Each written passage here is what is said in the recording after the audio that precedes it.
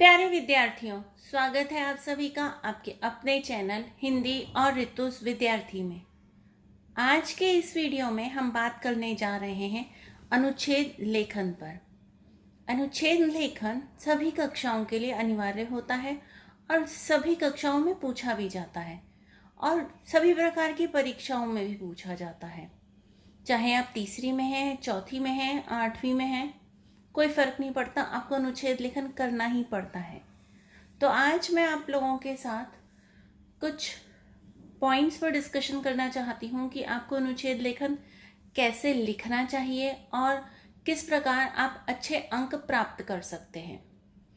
किसी भी विषय पर अनुच्छेद लेखन लिखना है तो आपको 1-2 सेकंड के लिए उस विषय को समझना ज़रूरी है। मान लीजिए आपको वायु प्रदूषण पर आ जाता है। हम सभी को पता है कि प्रदूषण कितना है और आपके कोई ना कोई पाठ भी प्रदूषण के ऊपर होंगे, आपकी एनसीईआरटी की बुक्स में या आपकी स्कूल की कोर्स बुक्स में। तो आप उनमें भी जो भी प्रश्न उत्तर करते हैं उनसे आप सहायता ले सकते हैं। इसी प्रकार अगर आपको किसी रोचक यात्रा का वर्णन करने के लिए आ जाता है तब भी आप ने कहीं ना कहीं उन पाठों को पढ़ा ज़रूर होगा। तो आपको बस उन्हीं विचारों को एक बार अपने दिमाग में लेकर आना है और फिर अपना लिखना शुरू करना है। तो सबसे पहले तो अपने विचार स्पष्ट रूप से लिखें, संक्षिप्त और सरल हो। ज़्यादा लंबी कहानियां लिखने की आवश्यकता नहीं होती है। जिस विषय पर, मूल विषय पर ध्यान दें, जो विषय आपको दिया गया है उस पर ही ध्यान दें और आपकी जो शब्द सीमा हो वह कम से कम 100 से 150 शब्द तो होने ही चाहिए। पर आप अपनी विषय अध्यापिकाओं से अपनी कक्षा के अनुसार पूछ सकते हैं। फिर है कि पहले तो 2 मिनट सोचें और फिर लिखें। कई बच्चे समझते हैं कि चलो चलो जल्दी से हो जाएगा, काम खत्म। पहले 2 मिनट ज़रूर सोचें और फिर लिखना शुरू करें। अपने पाठों या कविताओं पर भी ध्यान दें। आपने कभी ना कभी, मैंने कहा पहले भी कि आपने कभी ना कभी कोई ना कोई पाठ, कोई ना कोई कविता उस विषय से संबंधित पढ़ी होगी, तो आप उस पर भी ध्यान दे सकते हैं। और इस वीडियो में मैं आपके साथ एक टेक्निक लेकर आई हूँ कि आप अपना अभ्यास किस प्रकार कर सकते हैं कि आप अनुच्छेद लेखन भूलें नहीं। तो इस वीडियो को आगे भी ज़रूर देखिएगा और प्लीज़ लाइक कीजिए, शेयर कीजिए और कमेंट करना मत भूलिएगा। चलिए मैं आपके साथ एक टेक्निक शेयर करती हूँ। ये देखिए, यहाँ पर मैंने अनुच्छेद का विषय लिख लिया है बीच में कि जब मैंने पहली बार साइकिल चलाई। हम सभी ने कभी ना कभी अपनी ज़िंदगी में एक बार तो साइकिल चलाई होती है। भाई मैंने तो चलाई और मैं गिर गई, उसके बाद तो मैंने कभी साइकिल ही नहीं चलाई। पर मैंने सोचा कि चलो अपने बच्चों के साथ इसी विषय पर, अनुच्छेद पर चर्चा की जाए।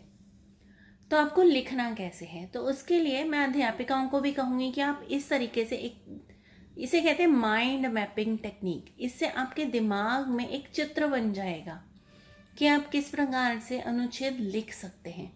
देखिए, फिर मैंने यहाँ पर कर दी नंबरिंग 1 2 3 4 5 6 7 8 9 और 10। तो हम इन पॉइंट्स पर धीरे धीरे डिस्कशन करेंगे और फिर अपना एक पैराग्राफ अंत में बना लेंगे। मैं इस पैराग्राफ को, इस अनुच्छेद को लिखूंगी नहीं।